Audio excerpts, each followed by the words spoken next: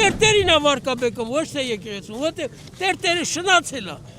Ոչ մեկը չեք ասում տելևիզորով, այ դու կայնի ասա իրոք տերտերը շնացել է, մարդիկ էլ դրան պատժեշկա չեն անում։ Դե ասա, ինչի չեք ասում։ Գիտեք հարցը որն է, որ այսքան լրագրողներ կա,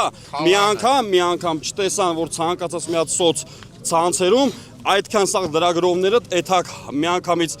Մայրաթոր Սուրբ Էջմիածին ու համապատասխան մարդուն ձեր հարցերը ուղեք, ասեք վարչապետը ճիշտ է ասում, թե չէ, պատասխանները ձեզ ընդուս պետք է ստանաք։ Հաստատվել ենք, բայց չեն պատասխանում։ Այսինքն ինչ է նշանակում չեն պատասխանը, բա Դավիթ Սայել եկեն որ ասում են, որ վարչապետը այդում է սաղիթ Բերանը որ ասում է լեզու է դրե, ասում է դեմոկրատիա է, մարդը գերագույն արժեք է, դա ոչ մեկի հիմար ասենք բան չի, բա գնացեք պատասխանների հետևից ձեր։